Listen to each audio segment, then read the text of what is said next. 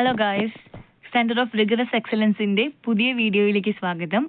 ഇന്നത്തെ നമ്മളുടെ ടോപ്പിക് എന്ന് പറയുന്നത് ഫിസിയോഗ്രഫിക് ഡിവിഷൻ ഓഫ് കേരളമാണ്. കേരളത്തിന്റെ ഭൂമിശാസ്ത്രപരമായ ഡിവിഷൻസ് ഏതൊക്കെയാണെന്നാണ് നമ്മൾ പരിചയപ്പെടാൻ പോകുന്നത്. കേരളത്തിന് അതിൻ്റെതായിട്ടുള്ളൊരു ഫിസിയോഗ്രഫിക് സ്ട്രക്ചർ ഉണ്ട്.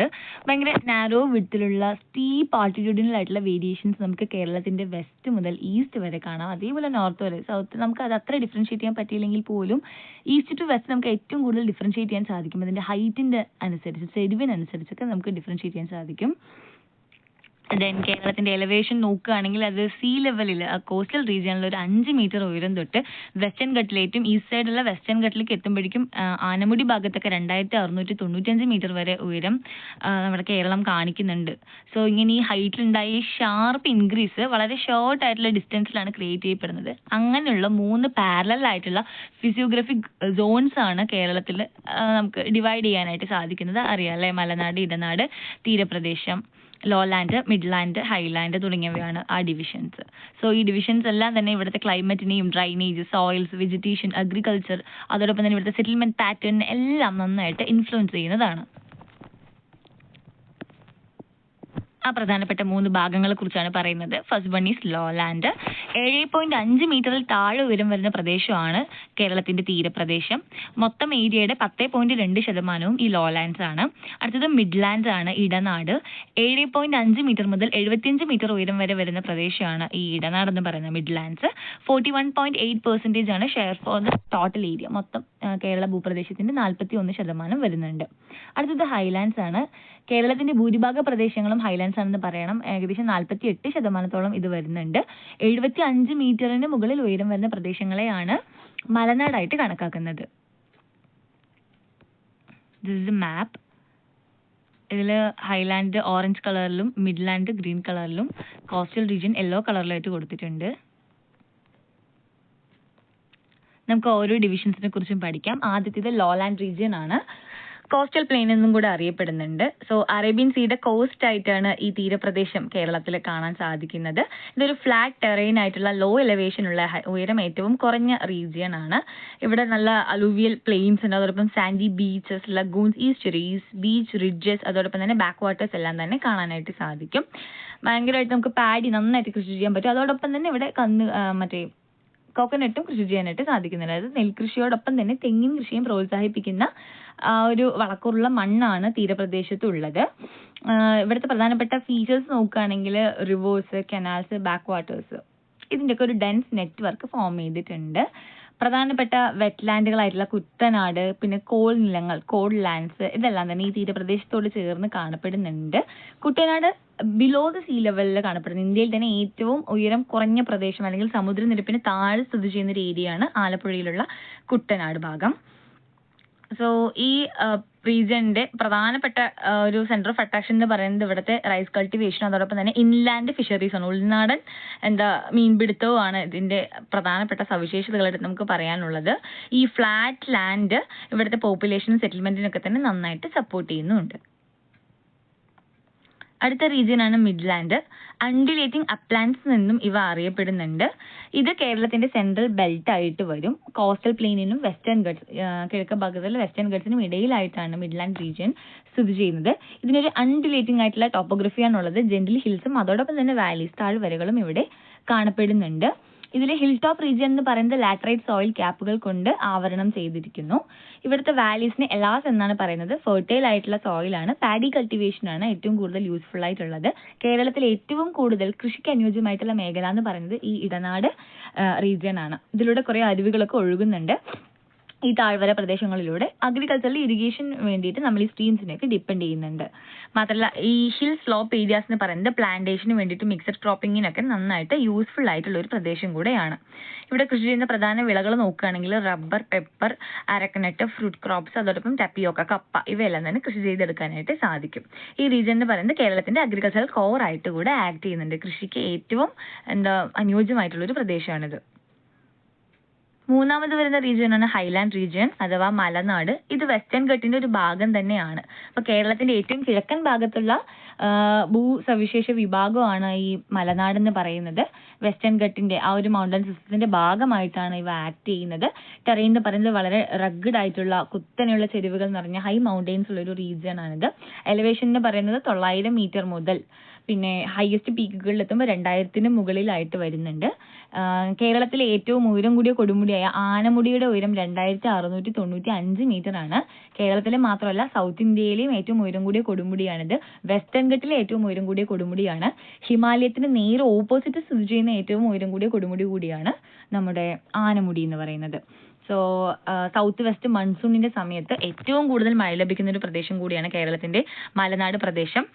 ഏകദേശം വർഷത്തിൽ 5000 മില്ലിമീറ്ററിന് മുകളിൽ മഴ ലഭിക്കുന്ന വയനാട്, ഇടുക്കി തുടങ്ങിയ ജില്ലകൾ ഈ മലനാട് പ്രദേശത്തായാണ്. ഈ ജില്ലകളുടെ ഭൂരിഭാഗം പ്രദേശങ്ങളും മലനാട്ടിൽ തന്നെയാണ് സ്ഥിതി ചെയ്യുന്നത്. ഇവിടുത്തെ എലിവേഷൻ എന്ന് പറയുന്നത് ഷോള ഫോറസ്റ്റുകൾക്കും അതോടൊപ്പം തന്നെ റിച്ച് ബയോഡൈവേഴ്സിറ്റിയും സപ്പോർട്ട് ചെയ്യുന്നുണ്ട്. വളരെയധികം ജൈവവൈവിധ്യം കാണിക്കുന്ന പ്രദേശങ്ങളാണ് കേരളത്തിന്റെ മലനാട്ടിലുള്ളത്. ഈ ലാർജ് ഏരിയയിൽ വളരെ ഡെൻസ് ആയിട്ടുള്ള ഫോറസ്റ്റ് ഉണ്ട്. അതോടൊപ്പം തന്നെ അത് വൈൽഡ് ലൈഫിനെ നന്നായിട്ട് സപ്പോർട്ട് ചെയ്യുന്നുണ്ട്. നമുക്ക് ഒരുപാട് വൈൽഡ് ലൈഫ് റിസർവുകൾ ഇവിടെ കാണാനായിട്ട് സാധിക്കും. പ്രധാനപ്പെട്ട ക്രോപ്സ് നോക്കുകയാണെങ്കിൽ ടീ, കോഫി, കാർഡമം തുടങ്ങിയ മലമ്പ്രദേശങ്ങളിൽ കൃഷി ചെയ്തെടുക്കാൻ സാധിക്കുന്ന വിളകളെല്ലാം നമുക്ക് ഇവിടെ ഉൽപ്പാദിപ്പിച്ചെടുക്കാനായിട്ട് കഴിയുന്നുണ്ട്. ഈ വെസ്റ്റേൺ ഗട്ട്സ് എന്ന് പറയുന്നത് ഒരു പ്രധാന വാട്ടർ ഷെഡായിട്ട് ആക്ട് ചെയ്യുന്നുണ്ട്. കേരളത്തിൽ ഉദ്ഭവിക്കുന്ന മിക്കവാറും നദികളുടെ എല്ലാം ഉദ്ഭവ കേന്ദ്രം എന്ന് പറയുന്നത് പശ്ചിമഘട്ടം തന്നെയാണ്. ഇനി നമുക്ക് വ്യത്യസ്തങ്ങളായിട്ടുള്ള ഈ ലാൻഡ് ഫോംസിലും അതുമായിട്ട് ബേസ് ചെയ്തിട്ടുള്ള എക്കോസിസ്റ്റംസ് ഏതൊക്കെയാണെന്ന് പരിചയപ്പെടാം. ആദ്യത്തെ റീജിയൻ എന്ന് പറയുന്നത് വെസ്റ്റേൺ ഗട്ട്സ് ആണ്. ഹൈലാൻഡിൽ വരുന്ന വെസ്റ്റേൺ ഗട്ട്സ് ആണ്. ഇതിന്റെ ഫീച്ചേഴ്സ് നോക്കുകയാണെങ്കിൽ മൗണ്ടൻ റേഞ്ചസ് എന്ന് പറയുന്നത് കേരളത്തിന്റെ ഒരു ഈസ്റ്റേൺ ബൗണ്ടറി ആയിട്ട് ആക്ട് ചെയ്യുന്നുണ്ട്. സ്റ്റീപ്പ് ആയിട്ടുള്ള സ്ലോപ്പുകൾ കാണപ്പെടുന്നുണ്ട്. അതോടൊപ്പം തന്നെ ഉയരം കൂടി കൊടുമുടിയായിട്ടുള്ള ആനമുടിയും ഇവിടെയുണ്ട്.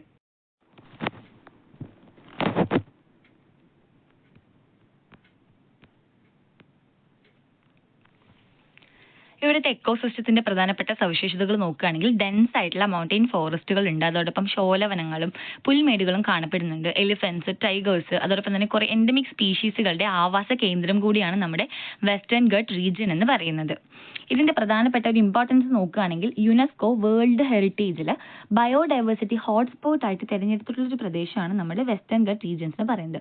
ഒരുപാട് റിവേഴ്സിന്റെ സോഴ്സ് ആണ്. പെരിയാറും ഭാരതപ്പുഴ ഉൾപ്പെടെയുള്ള എല്ലാ നദികളും ഉദ്ഭവിക്കുന്നത് വെസ്റ്റേൺ ഗട്ടിൽ നിന്ന് തന്നെയാണ്. ഒരുപാട് മെഡിസിനൽ പ്ലാന്റുകളും വൈൽഡ് ലൈഫുകളും കൺസർവ് ചെയ്യപ്പെടുന്ന ഒരു പ്രദേശം കൂടെയാണ് നമ്മുടെ പശ്ചിമഘട്ട പ്രദേശം. അടുത്ത ഏരിയ എന്ന് പറയുന്നത് മിഡ്ലാൻഡ്സ് ആണ്. ഫുഡ് ഹിൽസ് എന്നും അൺഡുലേറ്റിംഗ് റീജിയൻ എന്നൊക്കെ അറിയപ്പെടുന്നത് ഈ ഇടനാട് പ്രദേശമാണ്. വെസ്റ്റേൺ ഗട്ടിനും കോസ്റ്റൽ പ്ലെയിനും ഇടയിലാണ് കേരളത്തിൽ ഇടനാടിന്റെ സ്ഥാനം. അൺഡുലേറ്റിംഗ് ആയിട്ടുള്ള ഹിൽസും വാലീസും ലാറ്ററൈറ്റ് സോയിലും എല്ലാം കൊണ്ട് സമ്പന്നമായിട്ടുള്ള ഒരു പ്രദേശം കൂടെയാണിത്. ഇതിന്റെ എക്കോസിസ്റ്റം ക്യാരക്ടറിസ്റ്റിക്സ് എന്താണെന്ന് നോക്കുകയാണെങ്കിൽ എവർഗ്രീൻ വെജിറ്റേഷൻ ആണ് ഈ ഇടനാടിൽ കൂടുതലായിട്ടും കാണപ്പെടുന്നത്. അതോടൊപ്പം തന്നെ ഒരുപാട് ഫ്രഷ് വാട്ടർ വെറ്റ്ലാൻഡുകളും മിസ്റ്റിക്ക സ്വാമ്പുകളും ഈ റീജിയനിലുണ്ട്. ഇതിന്റെ ഇമ്പോർട്ടൻസ് നോക്കുകയാണെങ്കിൽ കേരളത്തിന്റെ അഗ്രികൾച്ചറൽ കോർ ആയിട്ട് ഇത് ആക്ട് ചെയ്യുന്നുണ്ട്. റബ്ബർ, പെപ്പർ, കെസാവ, അരക്നട്ട്, ജാക്ക് ഫ്രൂട്ട് തുടങ്ങിയവ ഇവിടെ വിളയിച്ചെടുക്കാൻ സാധിക്കുന്നവയാണ്. അടുത്തൊരു പ്രധാന ഭാഗമാണ് പാലക്കാട് പ്ലെയിൻസ്. പാലക്കാടിന്റെ സമതല പ്രദേശമാണ്. ഇത് പാലക്കാട് ഗ്യാപ്പിലായാണ് സ്ഥിതി ചെയ്യുന്നത്. പാലക്കാട് ചുരം നമുക്കറിയാലേ, വെസ്റ്റേൺ ഘട്ടിലെ ഏറ്റവും വലിയ ചുരമാണ് പാലക്കാട് ചുരം. സോ ഇതൊരു ബ്രോഡ് ആയിട്ടുള്ള ഫ്ലാറ്റ് ആയിട്ടുള്ള ഒരു പ്ലെയിൻ റീജിയൻ ആണ്. ഇതിന്റെ ക്യാരക്ടറിസ്റ്റിക്സ് നോക്കുകയാണെങ്കിൽ ഒരു യുണീക്ക് ആയിട്ടുള്ള മൈക്രോ ക്ലൈമറ്റ്, തനതായിട്ടുള്ള ഒരു കാലാവസ്ഥ ഈ പ്രദേശത്തിനുണ്ട്. ഇവിടെ നദികളായിക്കോട്ടെ അതോടൊപ്പം കാറ്റായിക്കോട്ടെ ഈ ഗ്യാപ്പിലൂടെ അങ്ങോട്ടും ഇങ്ങോട്ടേക്കും പാസ് ചെയ്യും. കേരളത്തിനും തമിഴ്നാട്ടിനും ഇടയിൽ നദികൾ ഒഴുകാനും അതോടൊപ്പം തന്നെ ചൂടുകൂടിയ തമിഴ്നാടും പീഠഭൂമിയിൽ വീശുന്ന കാറ്റിനെ പാലക്കാട്ടിലേക്ക് എത്തിക്കുന്നതും കേരളത്തിലോട്ട് കടത്തി വിടുന്നതും ഈ ഒരു പാലക്കാടൻ പാസ് തന്നെയാണ്. ഇതിന്റെ മറ്റു ഇമ്പോർട്ടൻസ് നോക്കുകയാണെങ്കിൽ മൺസൂൺ വിൻഡിനെ ഈസ്റ്റ് വേർഡിലേക്ക് മൂവ് ചെയ്യിപ്പിക്കുന്നത് ഈ പാലക്കാട് പ്ലെയിൻ റീജിയനിലൂടെയാണ്, പാസ് റീജിയനിലൂടെയാണ്. വിൻഡ് എനർജി അതോടൊപ്പം തന്നെ ഒരുപാട് ഹിസ്റ്റോറിക്കൽ ആയിട്ടുള്ള ട്രേഡ് റൂട്ടും ഇവിടെ ഉണ്ടായിരുന്നു. അടുത്തൊരു റീജിയൻ നോക്കുകയാണെങ്കിൽ അത് കോസ്റ്റൽ ലോലാൻഡുകളാണ്, നമ്മുടെ തീരപ്രദേശമാണ്. ഇതൊരു നാരോ ആയിട്ടുള്ള സ്ട്രിപ്പാണ്. അറേബ്യൻ സീക്ക് അലോങ് ആയിട്ട് കാണപ്പെടുന്നുണ്ട്. അതിന് പാരലൽ ആയിട്ട് തന്നെയാണുള്ളത്. ഒരുപാട് ബീച്ചസും ലഗൂൺസും ഈസ്റ്ററീസും അതോടൊപ്പം ബാക്ക് വാട്ടേഴ്സും കാണപ്പെടുന്ന ഒരു പ്രദേശമാണ് കേരളത്തിന്റെ തീരദേശം എന്ന് പറയുന്നത്.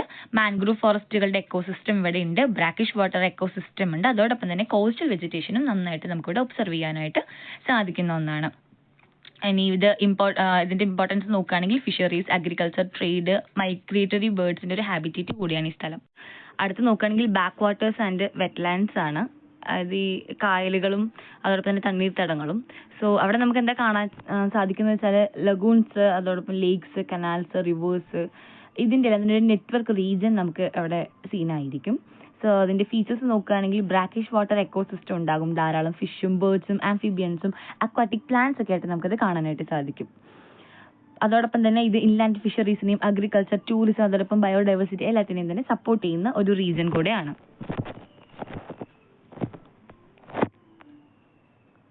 നമുക്ക് കേരളത്തിന്റെ നോർത്തേൺ വെസ്റ്റേൺ ഗട്ട് റീജിയൻ, അതുപോലെ തന്നെ സെൻട്രൽ വെസ്റ്റേൺ ഗട്ട് റീജിയൻ, നീൽഗിരിയുടെ ഭാഗങ്ങൾ, സദേൺ വെസ്റ്റേൺ ഗട്ട് റീജിയൻ, ഇങ്ങനെ വെസ്റ്റേൺ ഗട്ടിനെ തന്നെ പലതായിട്ട് ഡിവൈഡ് ചെയ്ത ഒരു മാപ്പാണ് ഇവിടെ കാണുന്നത്.